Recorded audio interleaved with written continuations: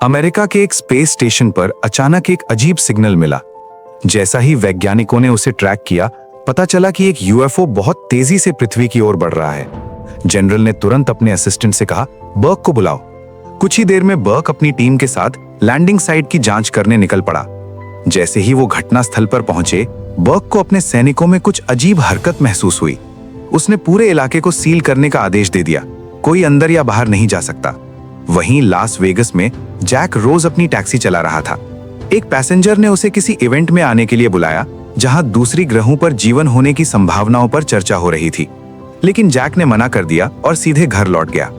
खैर, अगली सुबह हम दोबारा से जैक को देखते हैं, जहां पर हम जैक के बारे में ये जान पाते हैं कि गाड़ी चलाने से पहले जैक असल में एक गैंग का हिस्सा था, जहां पर उसका पूरा गैंग मिलकर काफी बुरे बुरे काम करते थे, यानी कि चोरी, मर्डर और भी इस तरह के बहुत सारे काम। लेकिन अब जैक ने उस गैंग को छोड़ दिया होता है, तो इसलिए उसका पुराना बॉस यानी कि उस गैंग का लीडर अपने कुछ लोगों को जैक के पास भेजता है, क्योंकि वो जैक को एक बार फिर से अपनी टीम में लाना चाहता है। लेकिन जैक दोबारा से उस टीम में शामिल होना नहीं चाहता था, इसलिए वो उनकी बात नहीं मानता और उनकी ऑफर को ठुकरा देता है और अपने काम पर निकल जाता है। लेकिन जैसे ही वो रास्ते पर जा रहा होता है, तो उसे अपनी गाड़ी में किसी की मौजूदगी का एहसास होता है, यानी कि उसको ऐसा लगता है कि उसके अलावा उसकी गाड़ी में और भी कोई मौजूद है।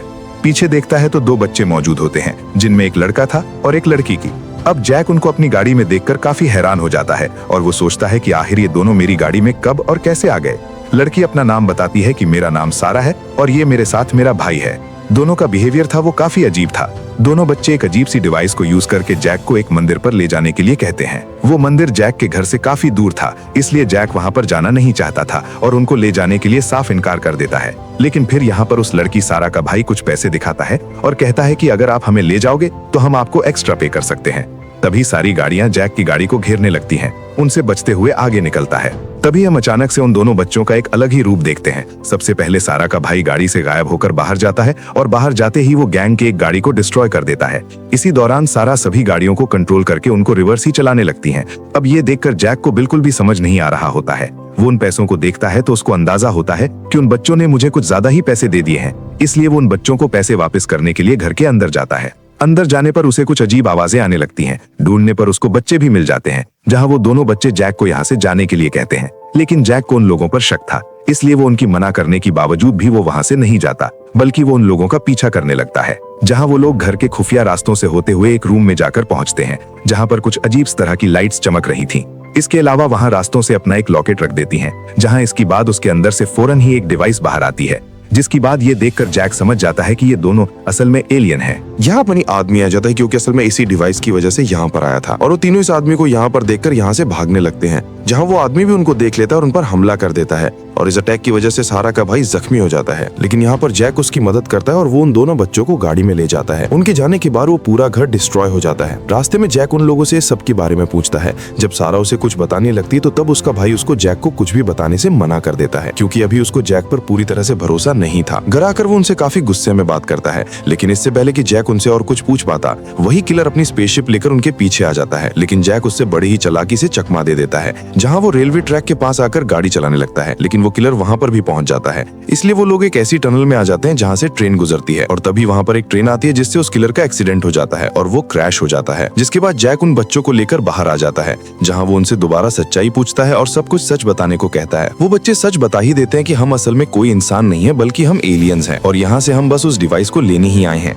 साथ ही हम यहाँ पर देखते हैं कि सारा के पास अलग ही तरह की पावर्स थी और वो इस बात को यहाँ पर साबित भी करती है, कुछ चीजों को हवा में उड़ाकर, जिसे देखकर जैक काफी हैरान हो जाता है। इन्वेस्टिगेशन टीम के लीडर, जो कि जैक के बारे में इंफॉर्मेशन इकट्ठी कर रहा होता है, फिर अब यहाँ पर इस हेड ने जैक की लोकेशन को ट्रेस करवाना भी शुरू कर दिया था। इसके जरिए नहीं पता चलता है कि आखिरी लोकेशन ट्रेन ट्रैक की आ रही है, इसलिए वो जैक को ढूंढने के लिए वहाँ पर जाते हैं और वो उसे काफी ज्यादा वहाँ पर तलाश करते हैं। इसके बाद जैक अपनी गाड़ी को एक शॉप पर लेकर आता है। जैक की कॉल भी ट्रेस हो रही थी, इसलिए अब उस हेड को जैक की लोकेशन का पता चल जाता है। पूरी देर बाद जैक के पास एक कॉल आती है, जो कि उसे हेड की होती है। यहाँ इन्वेस्टिगेशन टीम का हेड जैक से एक डील करता है। वो कहता है कि तुम दोनों बच्चों को लेकर आ जाओ, जिसके बदले में मैं तुम्हें कोई भी नुकसान नहीं पहुंचाऊंगा, और हाँ, तुम्हें उस बार के बाहर आना है जहाँ से तुम आए हुए हो। लेकिन जब जैक बाहर उन लोगों को देखता है तो वो कुछ ऑफिसर्स को गन लाते हुए देख लेता है। इसी वजह से वो बच्चों को लेकर एक शेरिफ के पास जाता है और वो उन्हें भी इस सब के बारे में इन्फॉर्म कर देता है। जाता है, जिसके बाद ये लोग इन्वेस्टिगेशन टीम और उसके लोगों से बचते हैं। जैक बच्चों के साथ बाहर निकल जाता है, जहाँ वो टीम हेड उन लोगों के पीछे जाता है। एक डॉग भी उनके पास आ जाता है। रास्ते में जैक उन लोगों से आगे का प्लान पूछता है, लेकिन जैक उनके पास जाने के लिए मना कर देता है क्योंकि टीम काइट उनके लिए खतरनाक भी साबित हो सकता है। इसीलिए अब जैक साइंटिस्ट के पास ले जाने का सोचता है। यहाँ पहले तो वो साइंटिस्ट उसकी बातों को यकीन नहीं करती, लेकिन जब बाद में वो दोनों बच्चे उसे अपनी पावर्स दिखाते हैं तो वो भी मान जाती है। अब यहाँ पर सारा उन लोगों को बताती है कि असल में हमारे प्लेनेट पर लाइफ बिल्कुल ही खत्म होती जा रही थी और एनवायरनमेंट खराब होने की वजह से वहाँ पर रहना काफी मुश्किल था। जिसके बाद हमारे पेरेंट्स ने रिसर्च करना शुरू कर दी और उनको पता चला कि अर्थ उनके लिए लाइफ बचाने का एक काफी अच्छा जरिया है, और हमारे पेरेंट्स ने मजीद रिसर्च करना शुरू कर दी, जिसकी वजह से बाद में हमारे पेरेंट्स को इस मेथड के बारे में पता चल गया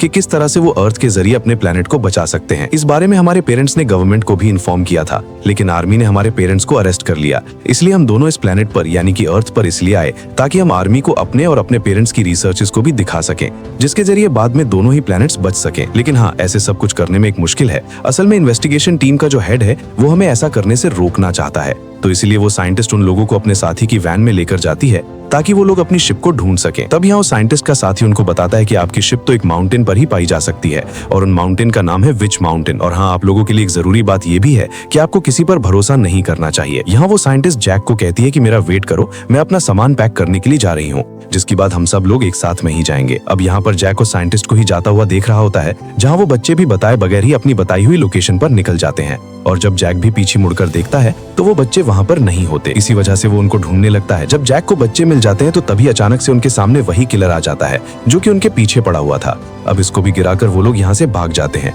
लेकिन जब ये लोग भाग रहे होते हैं तो हेड की टीम इनको घेर लेती है। तब ये देखकर यहाँ पर सारा अपनी पावर्स का यूज करती है, जिसकी वजह से वो सारे लोग जो कि यहाँ पर गेम्स खेल रहे थे वो सभी अपनी अपनी गेम्स में जीत जाते हैं, जिसकी वजह से सभी लोग काफी खुश हो जाते हैं और वहाँ पर हंगामा हो जाता है। इसी वजह से तब इस बात का फायदा उठाकर जैक उन लोगों को और उस साइंटिस्ट को लेकर वहाँ से भाग जाता है।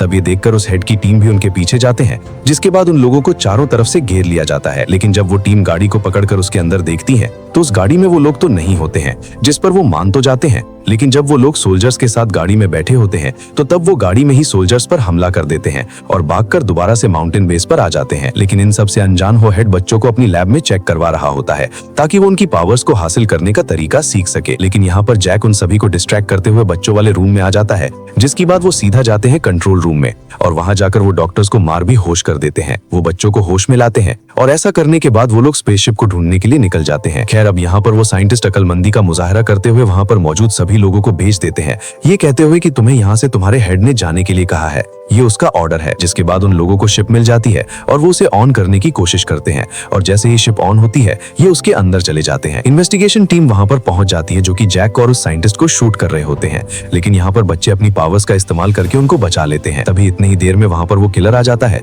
जिसे देखकर सभी लोग डिस्ट्रैक्ट हो जाते हैं और इसी चीज का फायदा उठाती हुई वो साइंटिस्ट और बच्चे शिप के अंदर चले जाते हैं। फिर वो बच्चे उस किलर को शिप से हिट करके उस टनल से बाहर आ जाते हैं, जिसके बाद वो सारे दरवाजे बंद कर देते हैं। अभी वो लोग कुछ हो ही रहे होते हैं कि तभी अचानक से उन्हें अपने शिप में वही किलर नजर आता है। इसलिए अब जैक उससे लड़ने के लिए आगे जाता है, जहां पर जैक उसका मास्क उतार देता है और हम देखते हैं कि ये कोई इंसान नहीं बल्कि ये तो एक अजीब सा क्रीचर है, जिससे डरकर जैक उसको स्पेसशिप से नीचे फेंक देता है। उनका ये मसला तो यहीं पर हल हो जाता है। इसके बाद बच्चे जैक और साइंटिस्ट को जमीन पर ही छोड़ते हैं और उनको अच्छी से गुड बाय करते हैं। उनकी स्पेसशिप जाते ही ये मूवी यहीं पर एंड हो जाती है।